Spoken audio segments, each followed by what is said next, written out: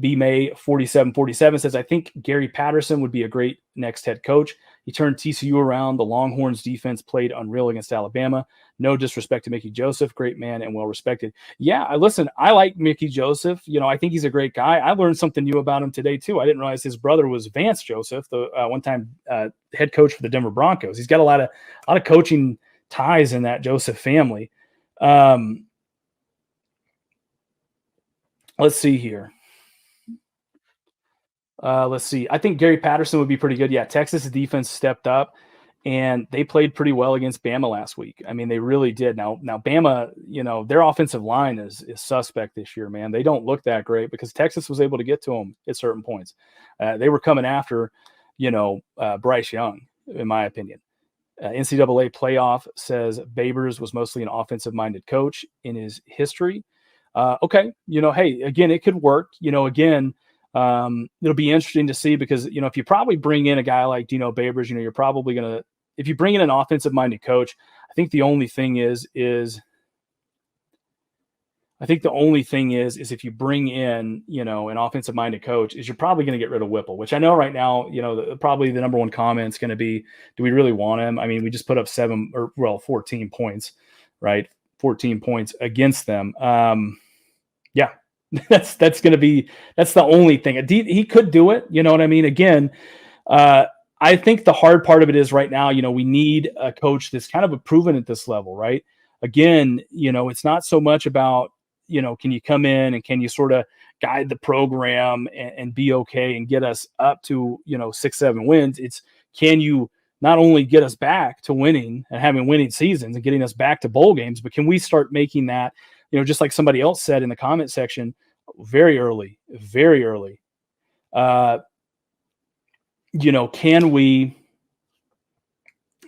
we sort of make that turn and get back to winning national championships again, right? And can we start competing for the Big Ten West? Yeah, I'm going to take this headphone off. I can't hear anything. I can barely hear myself talk.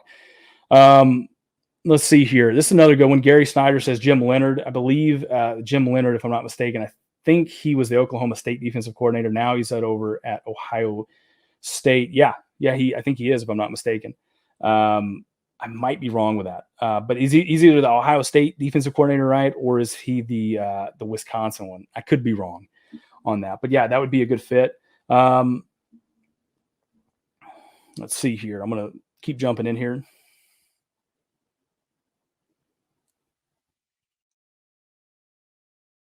James, let's see here. We're going to jump over here. James Fernhaber.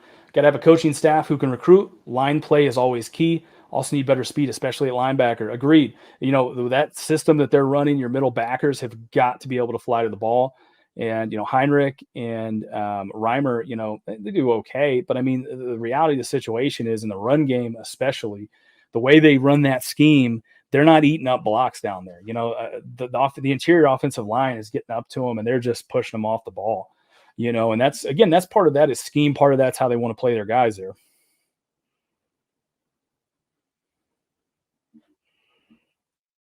Let's see here. Dan Michaels says, what if it's not the coach, but something on a bigger level? What then? Keep firing, and I'm assuming he said psychoanalyzing here. Yeah, look, you're saying it's not the coach. Again, how do we seem to get worse and worse this year, right?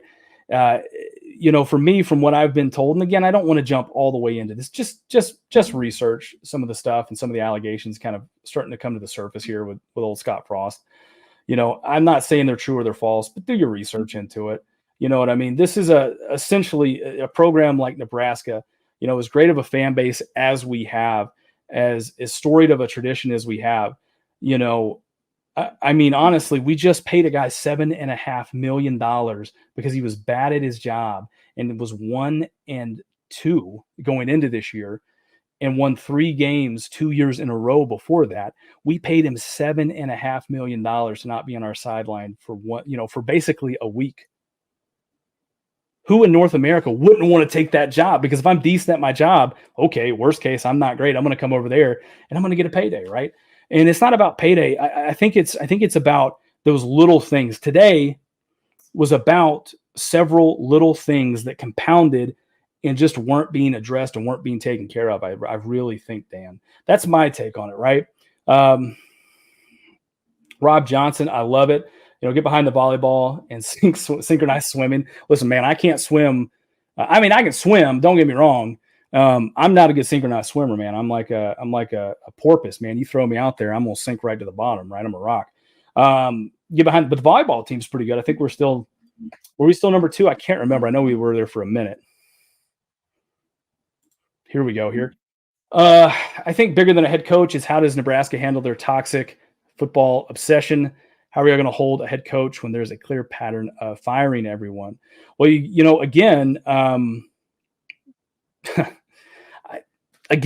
got to go back to the last 3 coaches, right? The last 3 coaches, which was Bo Pelini, he got fired because he was a little too toxic, which is why at certain points I really don't get the Urban Meyer comparison there. Have we really grown, you know what I mean, as a fan base to where we think that bringing in Urban Meyer and how sort of mean or toxic he can be, you know what I mean, is any different than us letting go of Bo Pelini because, he was a little too aggressive and there was other things like that, right? There's that.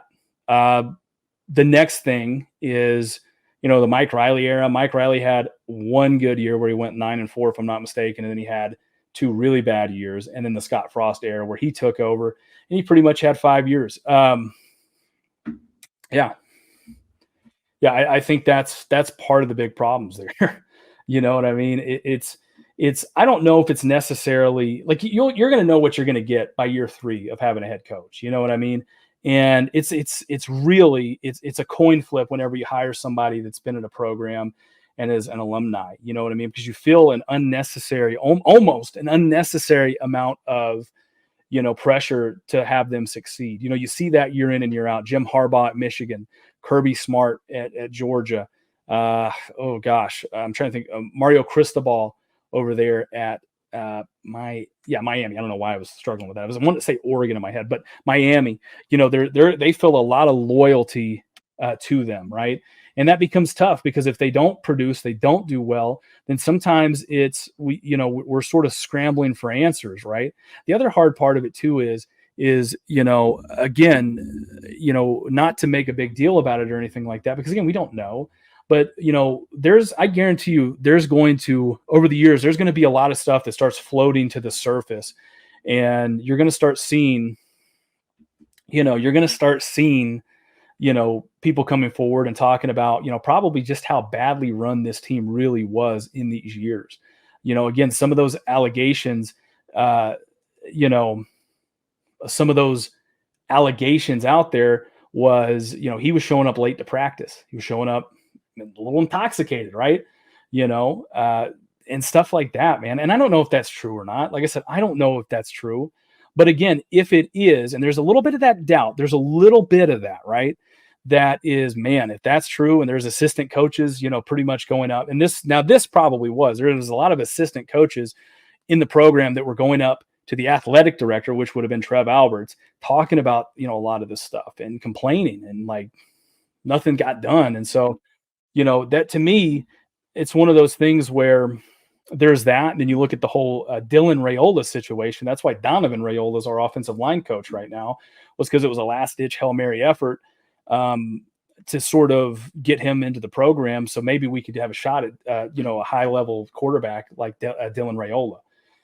So, because they fumbled the ball and they fumbled the bag with him. He was pretty much a sure thing to come in. And they said Scott Frost didn't show up at, when he was supposed to show up. He had a little bit too much fun, that day, and wanted to do it over Zoom, and they wanted it, and they had the whole family there ready to go. Again, I don't know if that's true or not. That's just, I don't know if that's true or not, right? It's just, you hear things like that, and then it makes you almost wonder, how could it not be, right? It almost makes you wonder, if we had somewhat of a competent coach going into this, would we be in this situation, right? We had a guy that could recruit really well, and again, I see it in the comment section. We need to recruit really, really well on the lines of scrimmage, and we really do. We need to recruit really well, and we need to probably switch up some systems and start getting back to what works for us. Honestly, we don't need to throw the ball. With it, we don't really need to throw the ball that much. We really probably need to pound the ball, down everybody's throats, try to play the time of possession game. And that's what we need to do. Instead of going out and trying to have these pass rushers on the edge to try to get after the quarterback, we also really don't need to maybe look at doing that either. We need to look at, again, maybe shifting that around and getting 3 defensive tackles on the line, whether that be, again, my 3 would be Colton Feist, Stephon Wynn. Devin Drew made a sighting today, so that's good for him. The Devin Drew thing, from what I've been told, was really tough because going into this year, you transferred from Texas Tech, and there was an eligibility thing where he had to like graduate from them. He didn't graduate until, I think it was like, he didn't join the team. I think it was until about 2 weeks before the Northwestern game. So that's really tough, for him to sort of be expected to really contribute and jump in and play on a 2-week notice.